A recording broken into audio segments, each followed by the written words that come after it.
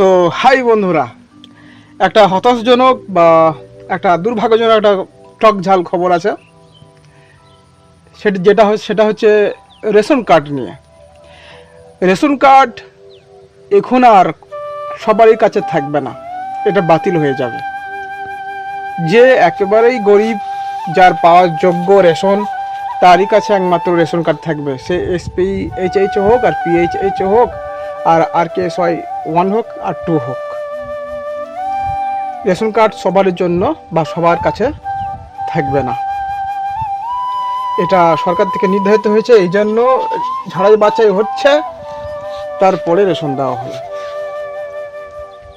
এই যে ভিডিওটা দেখুন, নিচের ভিডিওটা পুরোপুরি জানতে পারবেন কে পাবে আর কে পাবে না। শুনুন। গ্রামীণ এলাকায় আরও অনেকগুলো শর্ত, মোট 12টি শর্ত দেওয়া হয়েছে। মোটর চালিত 3 চাকা 4 চাকা গাড়ি থাকে, অথবা আপনার যদি মোটর চালিত মাছ ধরার নৌকো থাকে, 3 হুইলার বলতে অটো বা টোটো, যেটা আমরা চলতি কথায় বলি, সেইটা বলা হয়েছে। সুতরাং কোনো অটো বা টোটো যিনি চালান কিনে, তার নামটা বাদ চলে যাবে। যথা ট্র্যাক্টর বা হারভেস্টার এই ধরনের থাকলে আপনার নাম বাদ চলে যাবে।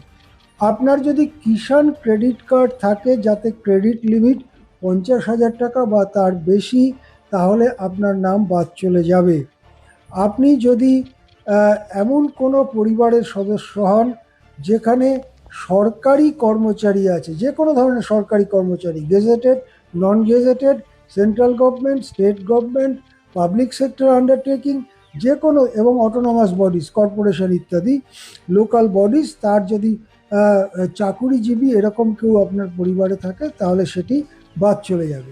এরপরে শর্তটি আরও কঠোর। সেটা বলা হয়েছে, পরিবারে যদি এমন কোনো সদস্য থাকে যার আয় মাসিক 15,000 টাকা, তাহলেই তার নামটা বাদ চলে যাবে। 15,000 টাকা বা তার বেশি।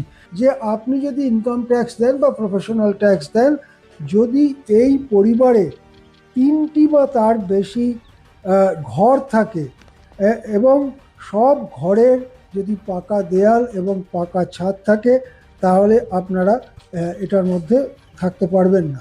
এর পরের ব্যাপারটা আরও কঠোর। বলা হয়েছে, এই পরিবার যদি একটা রেফ্রিজারেটর থাকে পরিবারে, আজকাল ফ্রিজ বা রেফ্রিজারেটর প্রায় নিত্য প্রয়োজনীয় জিনিস হয়ে দাঁড়িয়েছে, সেই রেফ্রিজারেটর যদি থাকে, ফ্রিজ যদি থাকে, তাহলে আপনি এই রেশন ব্যবস্থায় থাকতে পারবেন না। একইভাবে